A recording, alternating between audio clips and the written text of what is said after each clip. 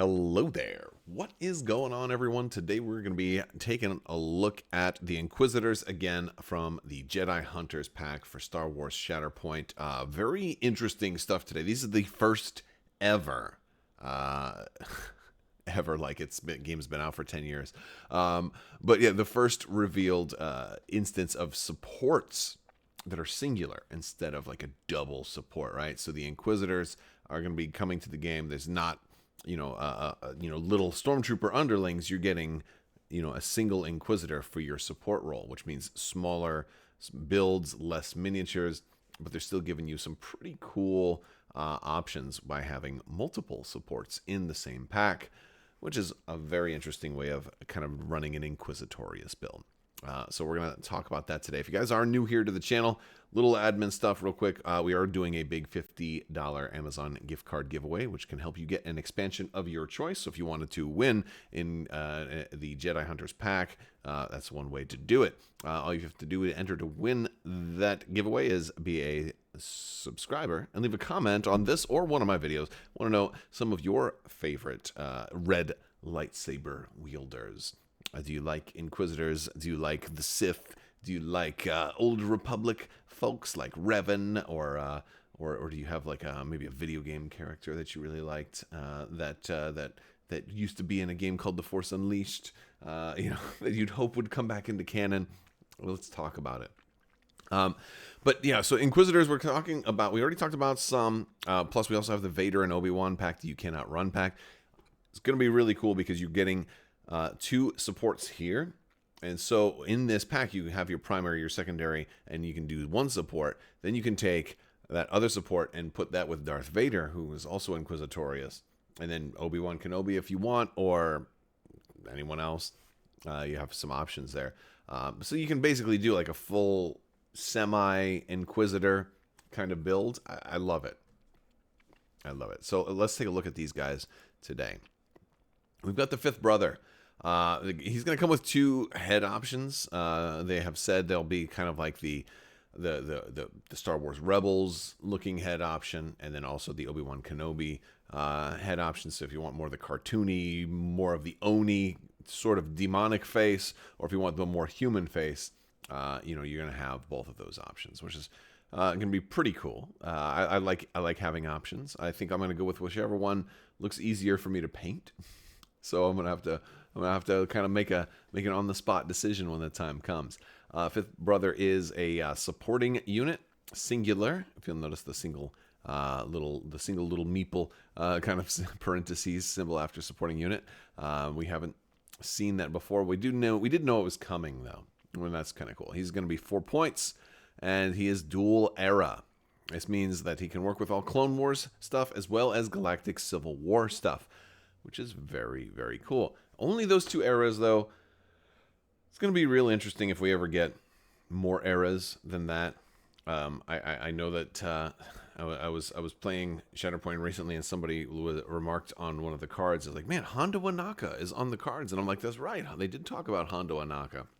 It got me thinking about Hondo. I'm like, he'll probably be dual era, right? He was in lots of different timelines. He's also in the sequel trilogy timeline. If you happen to go to Galaxy's Edge, which is First Order versus Resistance and stuff, and Hondo now is like the custodian of the Millennium Falcon for the ride, right? So like Hondo has a long lifespan, is still alive in the sequel trilogy. I wonder if they'll either make him just two faction, or if they'll do some kind of other symbol, which is like Omni faction or something like that. I don't know. I just always think about that with the not faction but era, right? Omni era.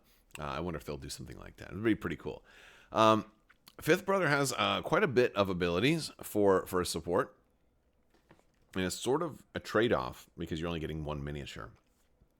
Which, I mean, it's sometimes a blessing and a curse. Sometimes when you have like your 501st or your B1 battle droids or whatever, and you split up, that means like there's more opportunities for people to shoot you and wound you and take you out of the game. And if you have only one mini, then you have an easier time trying to hide if you have to do that, which I thought is pretty interesting. His first ability is an incredibly cool active ability. It's called Force Repulse, and this is straight out of like Force Unleashed for me. He's just boom, pushing everybody away from him. It's a double force power, and it's pretty surprising to see a support have a 2 cost force power ability. Force repulse is choose a character in this unit, obviously just him. Push each other character within 2 of the chosen character, 2 away from it, which is that pushes friendlies also, which is really cool. There's so many awesome things you can do with that. For example, if you deploy him, right, like behind Darth Vader, you can start off giving Vader a significant, movement boost. Your whole team can potentially get a significant. You can start off boosting the whole team closer. I love this ability. Not only that, you get him on the high ground.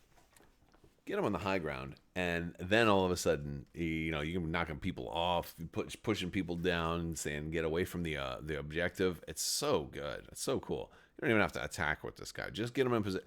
Granted, it costs 2 force, so you've got to be judicious with your force. Things like force jump are great, but you're going to have to really think about those extra movement abilities. I think this is a really good one. It's going to cost 2 force, but it can potentially move a lot of people, depending on how you deploy. You might want to deploy your entire team very, very close together and put him kind of right at the back and push everybody out like a little blossoming force blossom. All right? Force blossom. That's the new strategy with Fifth Brother. Have him as the stem of the rose, and then have all of your red lightsabers be like a blossom. Do I paint Obi-Wan Kenobi from the You Cannot Run pack as an evil Obi-Wan Kenobi? Do I do that? I think I might. I think it's a really fun idea. I think I might consider that. I think it'll be super cool to be able to do that. Because look, if I want a good Obi-Wan Kenobi in the Clone Wars, I've already got it.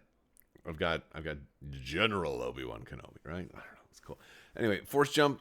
He's got Enfeeble 1. Not Enfeeble 1, but Enfeeble with Exposed. You're going to see a lot of Enfeeble on the Inquisitors. That's their kind of their way of supporting each other. You've seen similarly worded keywords for like clone troopers and things like that. So basically, another Inquisitorious character makes an attack as part of a combat action, not a free attack. If they're within 4, they can gain Exposed. This one is really good because Exposed. Oh yeah. It's a really good. It's really good. It's because it's before dice are rolled. So having an Exposed before that, all of a sudden that means like, dude, now they are not going to have defensive expertise. Like this can completely wreck somebody, and is also nice. By the way, this doesn't have to be Inquisitorious support unit. It doesn't have to be, it can be any Inquisitorious unit. This is a really good ability. He's awesome for a support. Even he's like a strong secondary as far as how good he is. Considering he's also 4 points, the same point cost as Mandalorians too. So I'm noticing a big difference between a 3-point support and a 4-point support. I think that's where list building comes in. Is are you taking a 3-point support or a 4-point support? Right, like that's what it kind of comes down to. We've got Resolve. While a character in this unit is contesting 1 or more active objectives, it has Protection and Steadfast, which is pretty cool. So it's going to be hard to push you off. It's also going to be harder to damage you. I like that. He really wants to get on the point, push everybody else off. Thing is, he still only does have 9 health and only 2 stamina, so you can kill him, right? He's also got Inquisitorial Mandate, which is one of the best. Like, literally all of his abilities, with the exception of Force Jump, are amazing. And Force Jump's nice, but because Force Repulse is so nice, that means I want to save my Force. So, like for me, I think Force Repulse and Feeble, Resolve, and Inquisitorial Mandate are all just home run abilities. A really good pack here. This guy's awesome. But yeah, basically he wins ties, right? Inquisitorial Mandate, you win ties. That's so cool. I love it. But yeah. Now, I'm curious how the wording, I imagine if we're doing a mirror match and I have Inquisitorial Mandate and you also have Inquisitorial Mandate, like what happens, because it doesn't just say like you win ties if if the other opponent doesn't have it. But I mean, I'm pretty sure it'll have to get FAQ'd at some point. The first time there's a fifth brother versus a fourth sister or something like that. Yeah, but he looks pretty good. He's got Form 2 Makashi, and 7 melee dice, 6 melee defense, 5 ranged defense. Not a bad defense. Expertise aren't great. 1 to 2 is 1, 3 and higher is just 2. So, if you roll a whole lot of, defensive expertise, you're not going to be getting a whole lot extra for it. You're going to be losing out unless you just roll 1. The spinning lightsaber is not terrible. Especially if you just get 1, it's 1 and 2. But you're getting a critical and an extra damage on the spinning lightsaber, so like that. And you have the option to get like a free force repulse out of your combat tree if you can get 4 successes through. A lot of damage on the end cap there, but you can start off with a push. That's a big thing. A lot of times you only get that, you get that crit, and maybe you only get the 1 through. It's really nice to be able to push somebody off. Or you can, if you don't need to push them, if you've got enough successes to get the force repulse triggered, then you can go ahead and be like, hey, I want to expose you, and may also put a strain on you so you're bleeding, take damage. Then I can push you over here, or I can push you twice if I need to. If I got enough, I can get a lot of damage in. Makashi's pretty nice. It's got a good blend of push, negative conditions, and damage. It's pretty good form. He's just going to be a pretty solid support. Again, not ranged though, and that is a lot of your supports tend to have a ranged attack, and these guys don't. So that's kind of why he's probably got such good keywords, since he requires you can't kind of keep him safe and then have him be as effective. Moving up next, we've got the fourth sister. Now, this was also an Inquisitor from the Obi-Wan Kenobi Disney Plus series. She didn't have that many lines. She was kind of in scenes, she was around during a lot of the important stuff, but she wasn't a main character. She wasn't, wasn't that, didn't get that many cool scenes, but she had a few, but she's going to be very similar. By the way, if you've seen the articles on these, there's something about the font, like fourth FOU, that the U over there is like really big, and I'm talking about this, like, here, let me show you real quick. Like this U right here, it comes up like, it's weird, right? Isn't that weird? Fourth sister. It does, like, I don't think stuff like that comes out in print. I think it's just something about the previews that make them look kind of weird. But I thought I'd share that with you. So she, it's just a weird thing. Very similar actually to Fifth Brother. Also 4 points. Fourth sister supporting unit. Force user, Galactic Empire, Inquisitorius.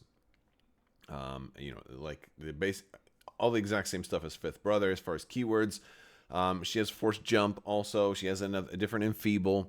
This one is pinned, so it'll stop movement, which is really good. This Enfeeble is, I think Enfeeble is better against like the immortal characters, like those 13 health, 3 stamina characters. Like, look, I'm probably not taking you off the board. You're gonna be hard to kill.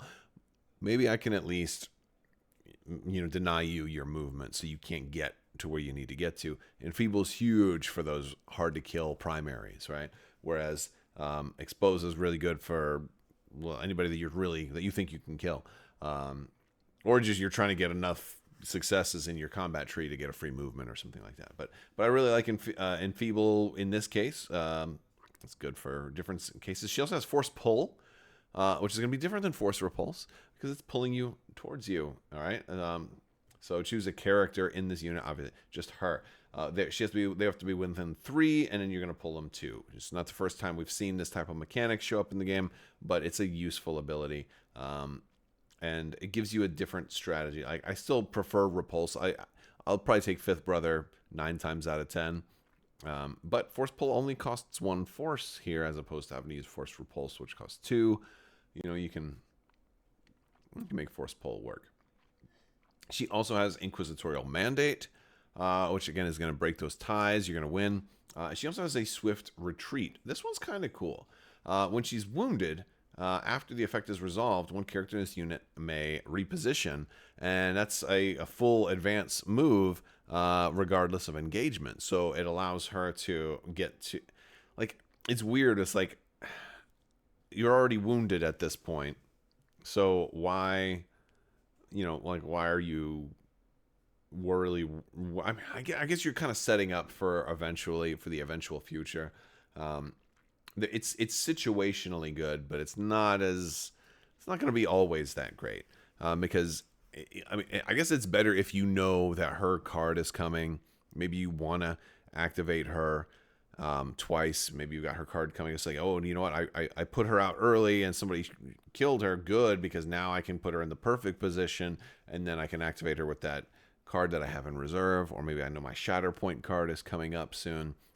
So it can definitely work in that regard. I don't know if it's that great. I mean, she could be pretty good like on her own. Like not necessarily with the Inquisitors. I mean, you won't be able to do much with Enfeeble if you're not doing like a bunch of other inquisitorial stuff, but she could still be useful. You could probably run her as a Jedi and run her with like with some, honestly, supporting unit. Could you do like Obi-Wan and Ahsoka and then Fourth Sister? Like you could do that. Like the synergies for the keywords wouldn't all be there, but that'd still be pretty cool. And so she also has a slightly changed version of Form 2 Makashi. Defensive surges are the same. Your dice are inverted a little bit. She's got slightly better ranged defense, slightly worse melee defense, which is kind of interesting. And because maybe this is going to help her get that free reposition also. Same offensive spinning lightsaber. She does lose the expose on her first top option for the tree in favor of she can disarm, which can be really good, especially if Anakin Skywalker's coming after you and you're like, disarmed, Anakin. That'll wreck Anakin's day right there. But then she can also pin. She still has the push on the bottom option, though. That's good. She can pin on the second one, and she still has the free action. So the force pull, overall, I still prefer Fifth Brother, but she's situationally good as well. And so I think that could be pretty cool. And again, having options is very cool, especially since if you pick this up and you also pick up the You Cannot Run pack, which I'm definitely planning to do despite the outrageous cost of some of these things. I'm planning on doing it, so you can check out my reviews and unboxings if you want to do that. But you'll be able to build a pretty much full Inquisitorious build, and I think that'd be really fun. And so I'm looking forward to it. I've been playing a little more Shatterpoint lately, and man, it's a totally different kind of game than I'm used to, but it's fun, and I'm really enjoying it, and I hope you are too. Let me know, guys, what you think in the comments section. Don't forget to join our Discord. We got a great family-friendly Discord. I'd love to have you there. I will talk to you guys soon. I want to thank you all so much for watching. Big thanks to my patrons. You guys are amazing and help make this channel possible. I will talk to you later. May the Force be with you, and always choose your favorite pudding when the night has been destined for the pudding of your choice.